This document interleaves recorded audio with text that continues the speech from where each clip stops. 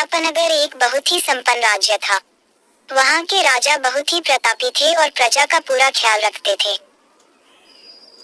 राजा ने पूरे जीवन प्रजा की मन से सेवा की थी, लेकिन अब वह बूढ़े हो चले थे तो मन में बड़ी दुविधा थी कि उनके बाद राज्य को कौन चलाएगा। राजा साहब के 3 बेटे थे। अब तीनों ने एक ही गुरु और एक ही विद्यालय से शिक्षा ली थी, लेकिन राजा ये निर्णय नहीं कर पा रहे थे कि कौन राज्य के लिए सबसे अच्छा उत्तराधिकारी है।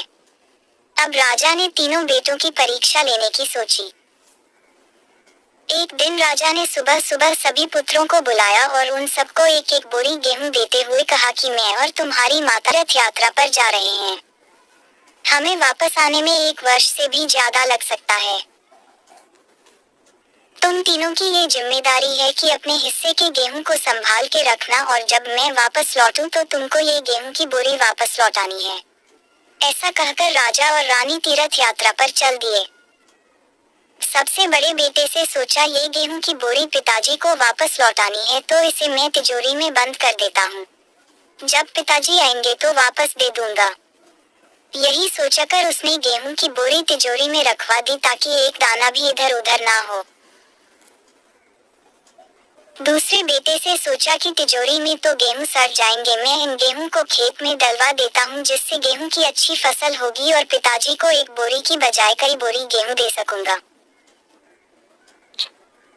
अब उसने ना गेहूं के लिए अच्छा खेत देखा और ना ही अच्छी उपजाऊ जमीन देखी और ना ही खेत की घास फूस को साफ कराया। बस ऐसे ही एक बंजर जमीन पर गेहूं डलवा दिए और कभी उनकी देखभाल करने नहीं आया। उसे लगा कि अब अपने आप फसल आ जाएगी। तीसरा बेटा ज्यादा समझदार था। उसने अपने मित्र के साथ मिलकर एक अच्छा खेत देखा जो बहुत उपजाऊ था, फिर उसकी मिट्टी बदलवाए, वहां घास फूस की सफाई कराए और फिर विधि अनुसार गेहूं के दाने खेत में बो दिए। पूरी लगन और मेहनत से खेत की हिफाजत की, समय पर खाद पानी सब कुछ दिया। साल भर बाद पहली फसल आई, उसने फिर से उसे बोया फिर और अन्न उपजा। खेत खलिहान लहलहाने लगा। राजा यही कोई 3 वर्ष बाद वापस आया। तीनों पुत्रों को देखकर बड़ी प्रसन्नता हुई, साथ ही मन में इच्छा थी ये जानने की कि बेटों ने गेहूं के साथ क्या किया। पहले पुत्र ने जैसे ही तिजोरी खोल के दिखाई, अंदर से बहुत बुरी बदबू आ रही थी, सब कुछ सड़कर राख हो चुका था। पिता ने कहा, ये अन्न है जिससे हम सबका जीवन चलता है और तुम इसकी देखभाल नहीं कर पाए, तुम क्या राज्य संभालोगे। अब दूसरा बेटा पिता को उस जगह पर ले गया जहां उसने गेहूं को डलवाया था। वहां जाकर देखा तो जंगल था, बड़ी बड़ी घास फूस खड़ी थी, गेहूं का तो नामो निशान ही नहीं था। राजा बहुत नाराज हुआ और उसे भी राज्य का उत्तराधिकारी बनाने से मना कर दिया। अब तीसरा पुत्र पिता को अपने खेतों पर ले गया। वाह, दूर से ही एक अलग खुशबू आ रही थी।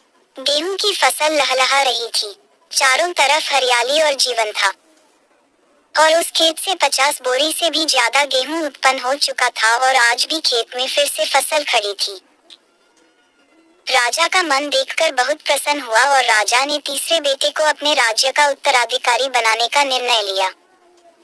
दोस्तों, उस राजा की तरह भगवान ने भी हमें कुछ गेहूं संभाल के रखने को दिए हैं।